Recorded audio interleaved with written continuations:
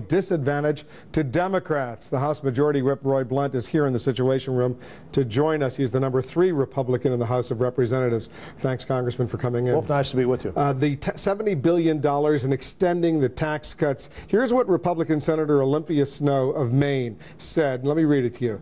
The point is the preponderance of these revenues will go to upper income people, people who make $1 million or more. It's a question of priorities. This from a fellow Republican. What do you say that you're giving these tax breaks to the wealthiest people in the country? Well, you know, these tax breaks, these particular tax breaks on the dividends and the capital gains go to lots of people. They go to pension plans. Lots of pension plans own part of the companies of America. It's a good thing to tell companies that profits are a good thing, and sharing that with the people who own the company is a good thing as well. The capital gains rate clearly has helped drive the economy. We've seen 5 million new jobs created in the last 32 months. We must be doing something right. So is this still the old trickle-down economics that you're talking about? I think this is the economics that really look at what we can do to trust the American people to take good care of their own families, grow the economy, and create jobs more effectively than some big government. Whatever happened to the Republican Party that was deeply committed to fiscal restraint, balancing the budget? Remember the contract with America? It looks like the deficit numbers are out of control and there's no end in sight. They're not acceptable, but I don't think they're out of control at all. They were more than $100 billion less last year than was anticipated just a year ago. We're talking $400, $500 billion a year. Actually, I think we're talking more like $300 billion a year. They're numbers that aren't acceptable, but the highest revenue growth in the history of the federal government was last year. You know, it's possible to cut the right taxes, grow the economy, and increase revenue. Double-digit increase in revenue last year, somewhere between 12 and I think maybe as high as 14%. This year we're in double digits again. You can cut taxes and grow revenue if you do that in a way that grows the economy. That's what we're seeing happen here. Here's our new CNN poll. Registered voters, choice for Congress. You've got a tough challenge ahead of you. Democrats 52%, Republicans 38%. Clearly a significant hurdle for you guys to overcome if you're going to be the majority whip in the next session of Congress as opposed to being the minority whip. It's a lot more fun to be the majority whip who we go to the floor every day to win. They have to go to the floor and every day, and their job, the minority whip's job, I tell my friend Steny Hoyer, is to lose every day. How worried are you that you're going to be in the minority? I'm not worried we're going to be in the minority because two things that poll really doesn't measure. One is the Democrats, really beginning last week, have finally begun to talk about what they're for. Ms. Pelosi this weekend on television, I didn't think came across really defining her party in a way that is where people are. They're not going to be able to do that. The second thing is candidates. I think you've got to give them an A probably in driving a message in the last few months, but no better than a B- or a C+. Realistically, in the House, how many seats do you believe are at play? I think realistically there may be as many as 3 dozen in play. About a dozen of theirs, probably 2 dozen of ours, and I just don't think they're that good either in what the candidates they've recruited or what they stand for. Ultimately, this is going to come down to a choice, not a referendum. The choice works to our advantage. Those figures actually indicate a referendum. Are you totally happy with everything that's going on?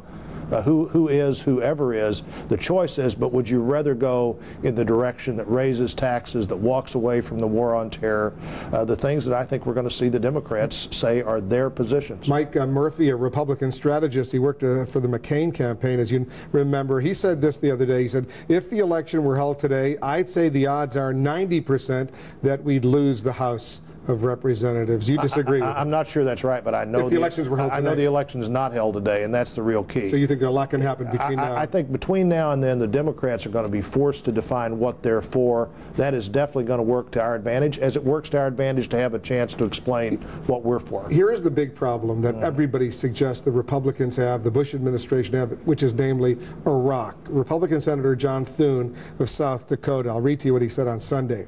The atmospheres right now aren't good for Republicans going into the fall elections. Right now, Iraq is the albatross hanging around our necks. It's like a weight out there. If we continue down that track and there is no substantial difference going into the fall elections, there are no guarantees. How worried are you that this Iraq situation is going to drag down Republicans? I think it's a problem. I think it's one of the reasons that voters and taxpayers and people polled aren't embracing the strong economy, this uncertainty about Iraq, maybe gas prices in addition to that. But forming the government in Iraq makes a big difference. Hold on one second, Congressman. I hate to interrupt you, but they're sentencing the defendant in that Rhode Island case, that nightclub fire that a lot of people were killed in. Let's just listen in briefly. Knowing that your actions were approximate cause of the deaths of 100 people. The court can only fashion a sentence according to law and not according to the results of your actions.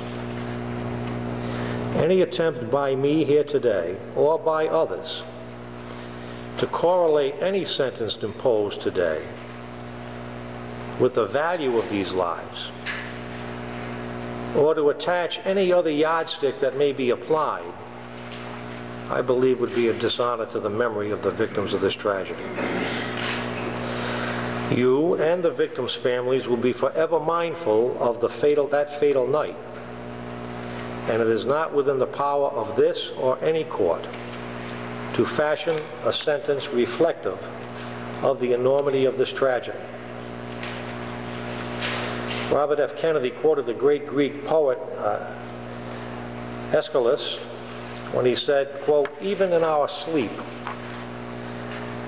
pain which cannot forget falls drop by drop upon the heart, until in our own despair and against our will comes wisdom through the awful grace of God," unquote. That may be all that anyone so touched by this loss can expect to look forward to in the future.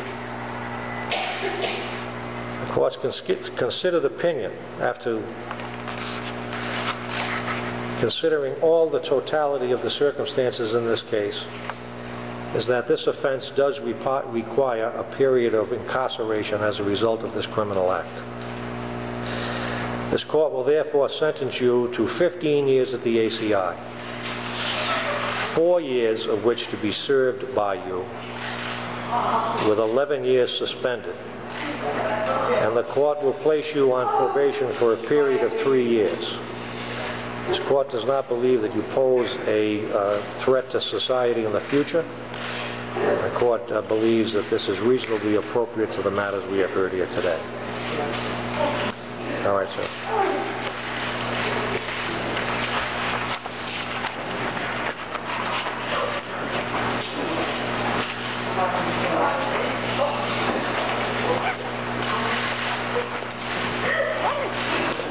There you have it, Daniel Beakley, the manager of the rock band, the former rock band manager, sentenced to 15 years, 11 years though suspended, 3 years probation. We're going to continue to watch this. I want to hear what some of the victims' families said just before, what the defendants actually said just before the judge ruled on the sentence. Listen to this.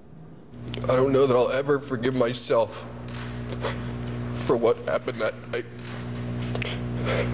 so I can't expect anybody else to.